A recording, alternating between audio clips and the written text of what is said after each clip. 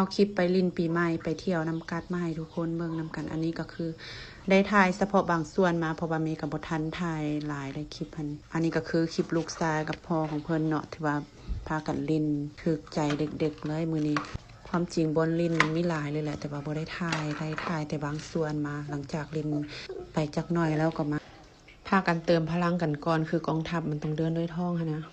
เมนูเอาใจเด็กๆก็เลยได้สั่งข้าวผัดส่วนผู้ใหญ่ก็คือตำแล้วก็เมนูทอดต่างๆหลังจากเติมพลังกันแล้วก็พาลูกชายมาเบิ่งปลาเนาะพอลูกชายน่ะมักอันเบิ่งปลานั่นนะเห็นปลาบ่อยากออกไปใส่แล้วอยากเบิ่งแต่ปลาอย่างเดียวส่วนไปอาบอยู่สระลอยน้ำอีหยังก็บ่ได้ถ่ายซ้ำอันนี้ก็คือภาพลูกชายมาเบิ่งปลาเนาะคือบ่อยากไปใส่เลยอาบน้ำมาแล้วก็ยังมาเบิ่งตัวปลาคือเก่าและนี่ก็คือภาพครอบครัวเนาะที่ว่าพากันไปลิ้นช่วงปีใหม่ผ่านมาเนาะอันนี้ก็คือสถานที่มันอยู่ที่น้ำกัดยอระปานั่นเองเนาะ